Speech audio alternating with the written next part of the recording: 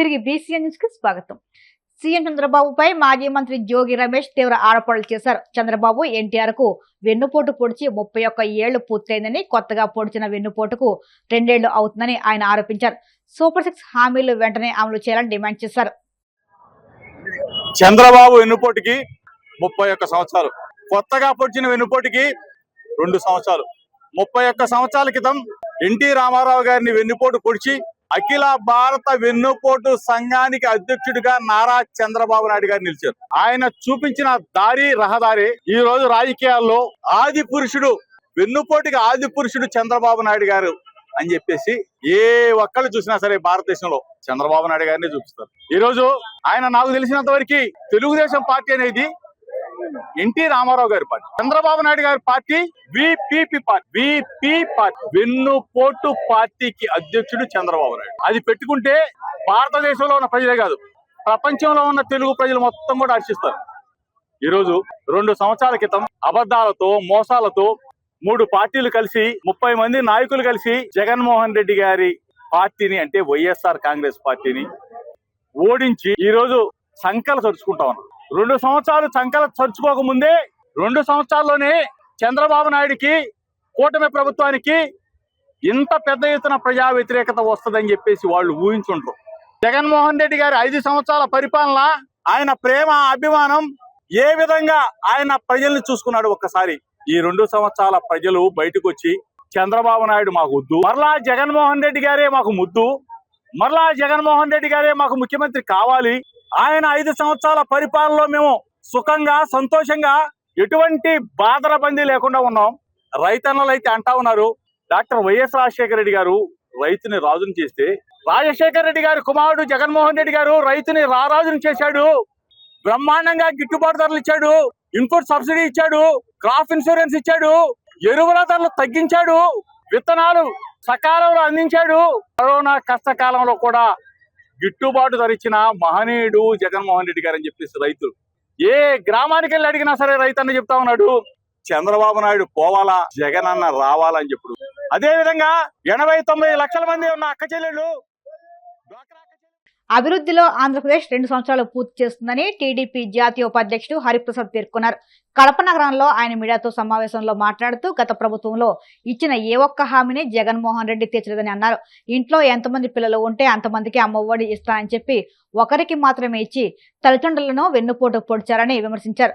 గత 5 సంవత్సరాల్లో ఒక్క డిఎస్సి కూడా నిర్వహించలేదని, తమ ప్రభుత్వం రాగానే మొదటి డిఎస్సి నిర్వహించి 16,000 మందికి ఉపాధ్యాయ ఉద్యోగాలు ఇచ్చామని, త్వరలో మరో డిఎస్సి కూడా నిర్వహిస్తున్నామని తెలియజేశారు. అది ఓర్వలేని గొడ్డలి పార్టీ నాయకులు ప్రభుత్వంపై బురద జల్లుతున్నారని ధ్వజమెత్తారు. వెన్నుపోటు అని చెప్పి రోడ్లమ్మడి రావడం జరుగుతూ ఉంది. మేము ఒకటే అడుగుతున్నాం, మేము ఆ దినం ఇచ్చిన హామీలు అమలు చేసినందుకు వెన్నుపోట, లేకపోతే నీ తల్లికి నీ చెల్లికి మోసం చేసి వెన్నుపోటు పొడిచింది నువ్వా? 2 సంవత్సరాల్లో ఆర్థిక ప్రగతిని బాటలో వేస్తున్న కూటమి ప్రభుత్వం సంక్షేమ పథకాలను ఈ దినం మనం చూస్తున్నాం. అదేవిధంగా హామీలు ఇవ్వని కూడా అన్నా క్యాంటీన్లు చేస్తడం జరిగింది. అదేవిధంగా ప్రతి పిల్లవాడికి ఆ దినం 15,000 ఇస్తామన్నాం. అందరూ కూడా ఆశ్చర్యపోయారు, ఎక్కడిస్తారు ఇళ్ళని. 6 మంది 7 మంది పిల్లలు ఉన్న వాళ్ళకు కూడా 15,000 రూపాయలు కూడా ఇవ్వడం జరిగింది. అదేవిధంగా రైతులు కూడా సకాలంలో కేంద్ర ప్రభుత్వం ఎంత ఇస్తుందో రాష్ట్ర ప్రభుత్వం కూడా రైతులు కూడా ఇస్తున్నాం. ఇవన్నీ కూడా చేస్తూ ఉంటే వెన్నుపోటు పొడిచారు. ఎవరికి వెన్నుపోటు పొడిచారు?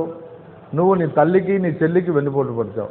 మేము ఆ దినం ఆంధ్రప్రదేశ్ విద్యార్థులు, అదేవిధంగా ఉపాధ్యాయులకు మేము ఎగ్జామ్ పెడతామని చెప్పి దాదాపు 16,000 టీచర్ పోస్టులు ఫిలప్ చేయడం జరిగింది.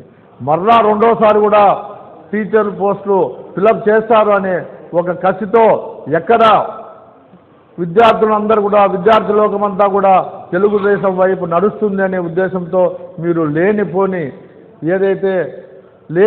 కంప్లైంట్లు ఇవ్వడం జరుగుతూ ఉంది. మీరు గేమ్స్లో ఆ దినం 3% ఉంది మనకు మొదటి కూడా. విద్యార్థులు కానీ టీచర్లు కానీ ఎవరికి కూడా గేమ్స్ ఉంటే వాళ్ళకు ప్రియారిటీ ఇవ్వాలని ఆ విధంగా ఇచ్చారు తప్ప, మీ మాదిరి మీరు గ్రూప్ 1 జరిపినప్పుడు ఏ విధంగా దోచుకున్నారో మీ అందరికీ కూడా తెలుసు. కండక్టర్లు డ్రైవర్లు కూడా కొంత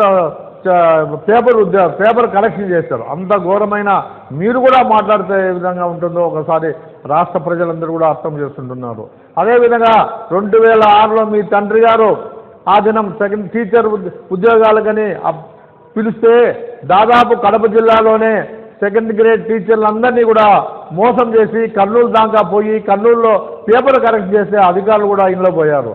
అటువంటిది మీరు మరలా సెకండ్ గ్రేడ్ టీచర్లు పరీక్షలు నిర్వహించడం కూడా 2007లో జరిగింది. అంటే మీ మాదిరి దొంగ అన్నట్టు మీ మాదిరి అందరూ కూడా చేస్తారనుకుంటే అది చాలా పొరపాటు. మా నాయకుడు నారా లోకేష్ గారు అయితేనేమి, అదేవిధంగా పవన్ కళ్యాణ్ అయితేనేమి, చంద్రబాబు నాయుడు గారు అయితేనేమి ఏ విధమైన అవినీతి కానీ ఇంకోటి కానీ లేకుండా పారదర్శకంగా విద్యార్థులకు మంచి ఉపాధ్యాయులకు మంచి ఉపాధ్యాయులు రావాలా, పిల్లల భవిష్యత్తు బాగుండాలనే ఆలోచనతోనే ఈ దినం ఆ టీచర్ పోస్ట్ అని కూడా ఫిలప్ చేయడం జరిగింది.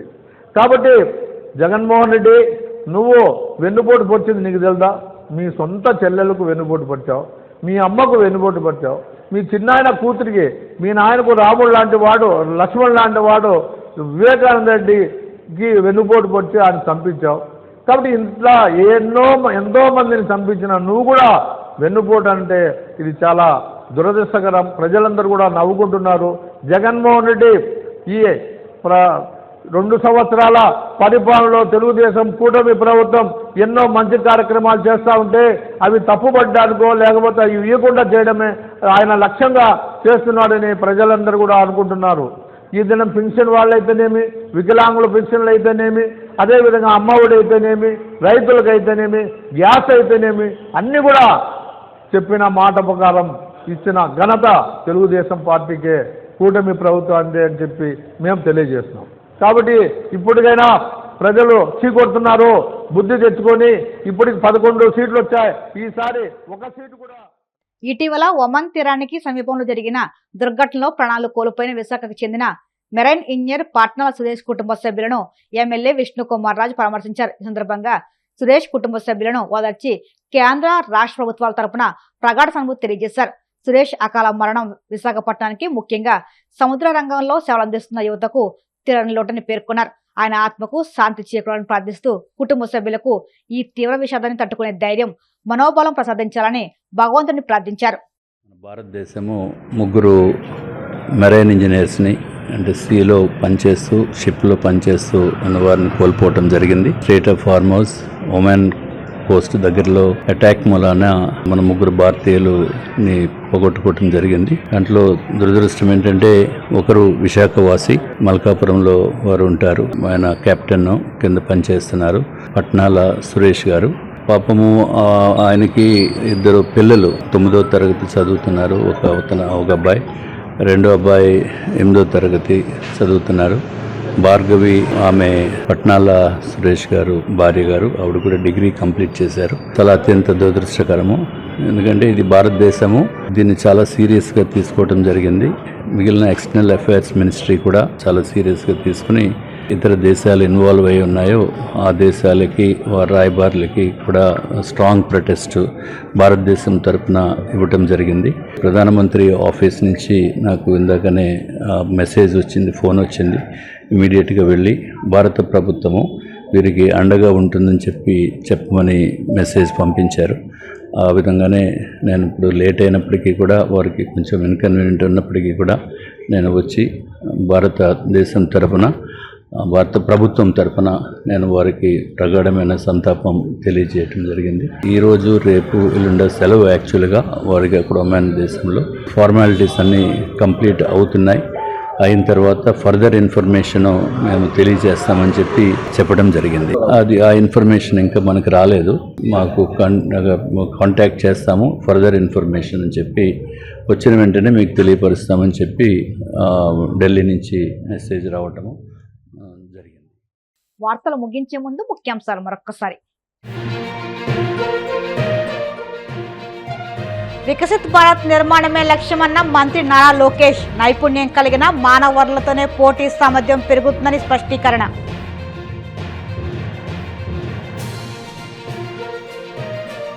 చంద్రబాబు పొడిచిన వెన్నుపోటుకు 2 ఏళ్లు పూర్తయిందన్న మాజీ మంత్రి జోగి రమేష్.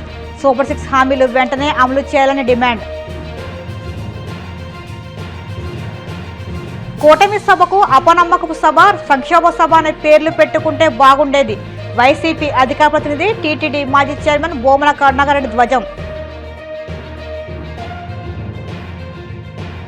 ఆకువీడు సిఐ కాళీచరణ్ ఆధ్వర్యంలో ఆటో డ్రైవర్లకు అవగాహన సదస్సు.